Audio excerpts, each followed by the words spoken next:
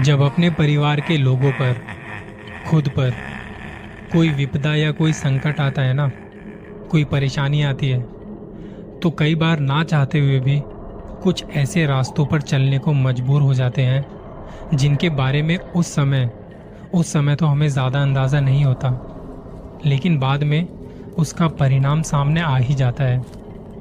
बहुत बार वो परिणाम आपके पक्ष में होते हैं, लेकिन ज़्यादातर परिणाम आपके विरुद्ध होते हैं। करीब 14-15 साल पहले मेरी एक सहेली की मृत्यु के बाद मैं वो सदमा बर्दाश्त नहीं कर पाई। एक लड़की जिसकी उम्र 28-30 साल थी, नई नई शादी हुई थी और शादी के बाद वो मेरे रिलेटिव के घर में उनके बेटे की बहू बन के आई थी। सब कुछ हंसी खुशी चल रहा था, सारी रस्में अच्छे से की जा रही थी, घर का माहौल खुशियों भरा था। शादी के बाद जैसे नए नए जोड़े घूमने जाते हैं, वो भी गए हुए थे।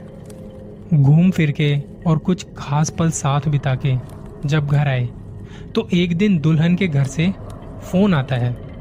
उसे बताया जाता है कि तुम्हारी सबसे खास सहेली की मृत्यु हो गई है। ये बात सुन के जाहिर सी बात है उसे बुरा लगा, वो रोने लगी। तब उसके पति ने कहा कि हम चलते हैं तुम्हारे घर पर, तुम रो मत। पर लड़के की माँ को जब ये पता लगा तो उन्होंने कहा कि नई नई शादी है, नई नई दुल्हन को ऐसी जगह पर नहीं जाना चाहिए, बाकी बेटा तुम्हारी मर्जी। लेकिन बेटे को अपनी बीवी का रोना देखा नहीं गया और वो पहुंच गए उस लड़की के घर। वहां जाके उन्हें पता लगा कि जिसकी मृत्यु हुई है उसने आत्महत्या की है। वो किसी से प्यार करती थी, पर उस लड़के की शादी किसी और से होने वाली थी, जिसका दर्द वो सह नहीं पाई और उसने खुद को मौत के हवाले करना ठीक समझा। वहां जब दोनों पहुंचे थे तो उन्हें भी इस बात को सुन के बहुत दुख हुआ, बड़ा दुख हुआ। नई नई दुल्हन को उसकी पीड़ा समझ आ रही थी। वो 2 दिन वहीं रहे, अपने घर पर रुके रहे और फिर वापस आए। वापस आने के बाद माँ ने बहू और बेटे की शुद्धि की और फिर घर के अंदर प्रवेश करवाया। बहू जो थी उसने अपनी सबसे खास सहेली को खो दिया था, जिसका दुख उसे कई दिनों तक रहा। रोज पति को अपनी सहेली के कुछ न कुछ किस्से सुनाती थी। कहती थी कि इतने साल हम साथ रहे, बचपन एक मोहल्ले में बीता, स्कूल कॉलेज सब साथ किया, और अब उसके बिना मेरा जीना बड़ा मुश्किल सा लग रहा है, क्योंकि मेरी सुख दुख की साथी थी वो। अब धीरे धीरे कुछ दिन बीते और इस बात को भूलने लगे ये लोग। पर अब इस लड़की में, जो नई नई दुल्हन बन के आई थी घर में, उसमें बहुत सारे परिवर्तन आने लगे। वो चिड़चिड़ी सी रहने लगी, काम करने में उसका मन नहीं लगता था, रात को नींद नहीं आती थी, दिन भर सोती रहती थी। खाना कभी तो बहुत सारा खाती थी तो वो कभी नॉनवेज खाती तक नहीं थी, लेकिन अब उसने नॉनवेज खाना शुरू कर दिया था। पति उसकी सारी हरकतों को नोटिस कर रहा था। उसने ये बातें अपनी माँ को बताई। माँ ने कहा कि बेटा, मैंने भी देखा है, तू एक काम कर, अपने फैमिली डॉक्टर को दिखा दे एक बार, वो दवाई वगैरह दे देंगे, वो ठीक हो जाएगी, तू चिंता ना कर। माँ को पता तो था कि कुछ गड़बड़ है, पर उसने अपने बेटे को कुछ ऐसा वैसा नहीं कहा। बेटा डॉक्टर के पास लेके गया, डॉक्टर ने चेकअप किया तो सब ठीक था, बस कहा कि थोड़ा रेस्ट करो क्योंकि तुम्हारा शरीर ना थका थका सा लग रहा है।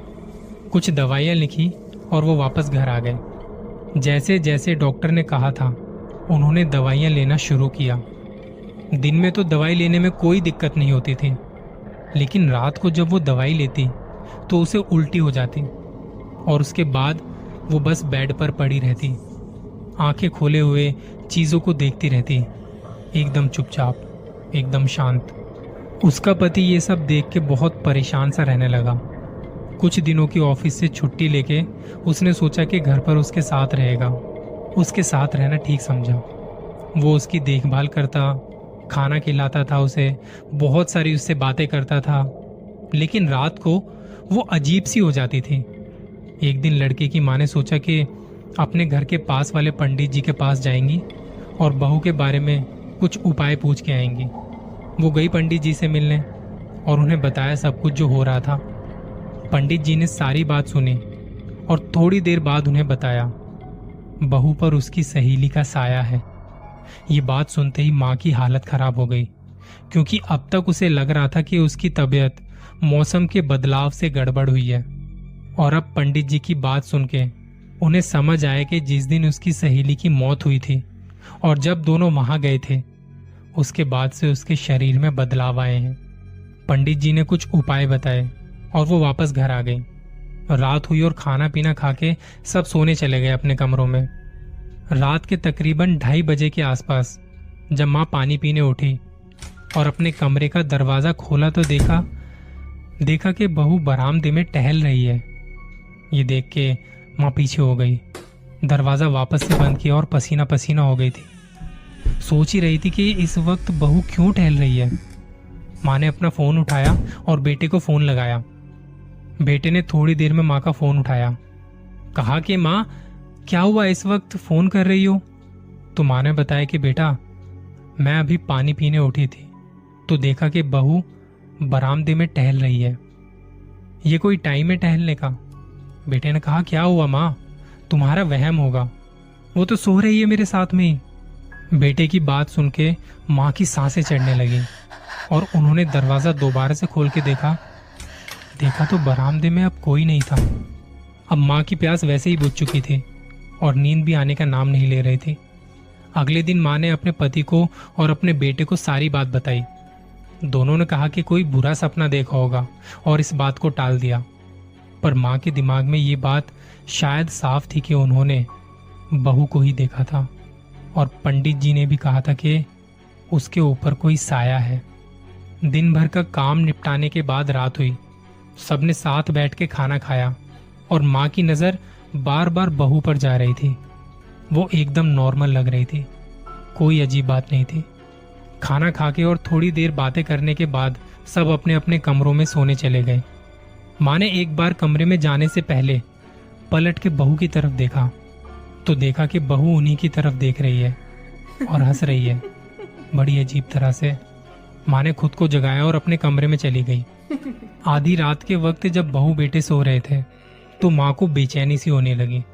बेटे को फोन किया और कहा, मुझे डर लग रहा है, तू एक बार यहाँ आ जा, मैं तुझे कुछ बताना चाहती हूँ। माँ की बात सुन के बेटा गया उनके पास और माँ ने उसे सारी बात बताई कि पंडित जी के पास गई थी और बहू के बारे में उन्होंने ये सब बताया है। तो बेटा कहता, माँ ऐसा कुछ नहीं है, तुम्हारी बहू अब एकदम ठीक है, मैं कल से ऑफिस भी ज्वाइन कर रहा हूँ, आप भी ना खामखा परेशान हो रही हो, सब सही है।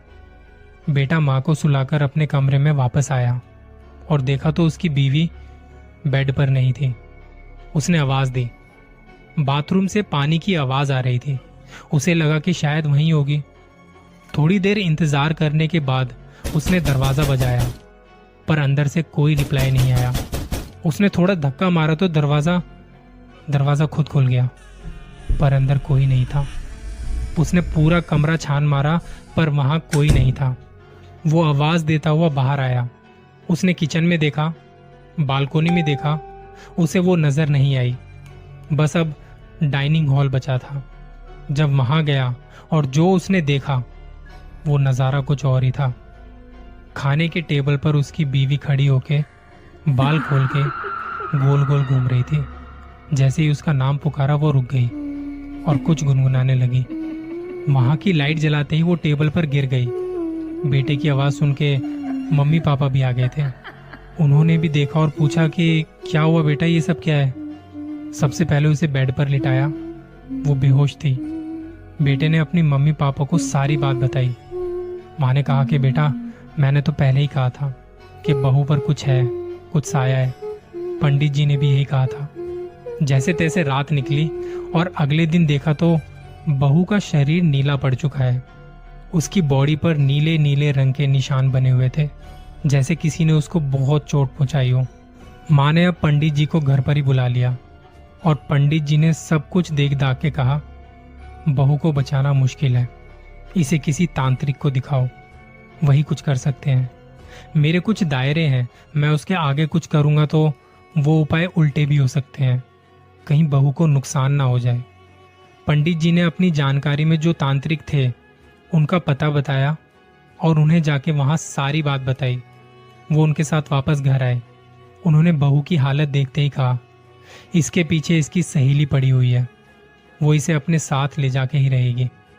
कुछ भी उपाय करना बड़ा मुश्किल है, फिर भी अपनी तरफ से कोशिश करके देखूंगा मैं।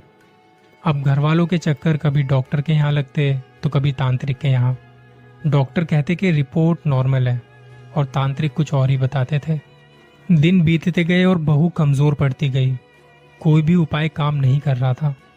एक रात पूरा परिवार बहू के साथ बैठा था, क्योंकि बहू ने कहा कि मुझे डर लग रहा है, आप लोग मुझे अकेले मत छोड़ के जाना। कभी तो वो अजीब सी हंसी हंसने लगती तो कभी रोने लगती। घर वाले उसकी ये हालत देख के अपने आंसू नहीं रोक पा रहे थे। तांत्रिक को भी घर पर बुलाया हुआ था, वो अपने उपाय कर रहे थे। आधी रात के वक्त बहू के बदन में जोर जोर से कंपन होने लगे। सब पीछे हट गए, लेकिन उसके पति ने उसका हाथ पकड़ा हुआ था। कह रहा था तुम्हें कुछ नहीं होगा। और एक जोर के झटके के बाद वो एकदम शांत हो गई। तांत्रिक बहू के पास आया और उसने देखा कि वो अब एकदम शांत है। उसने एक कपड़े में कुछ बांधा हुआ था और बेटे को वो कपड़ा खोलने को कहा, जिसमें लिखा था, मैं वापस जा रही हूँ। प्रेम की पीड़ा को मैं अच्छे से समझ सकती हूँ। मुझे तो मेरा प्यार नहीं मिला, लेकिन तुम्हारा प्रेम मैं तुमसे नहीं छीनूंगी। और एक धुएं के साथ वो लिखा हुआ भी मिट गया। बहू को होश आया और उसे कुछ भी याद नहीं था। घर वालों ने तांत्रिक के आगे हाथ जोड़ के उनका धन्यवाद किया। उन्होंने एक घर को उजड़ने से बचा लिया था। ये तंत्र मंत्र की दुनिया बड़ी ही शक्तिशाली होती है। अगर इसका सही काम के लिए इस्तेमाल किया जाए तो एक मुर्दे में भी जान फूंक देती है, लेकिन अगर गलत हाथों में आ जाए तो बस। जल्दी मिलूंगा किसी और कहानी के साथ। अपना ख्याल रखिएगा।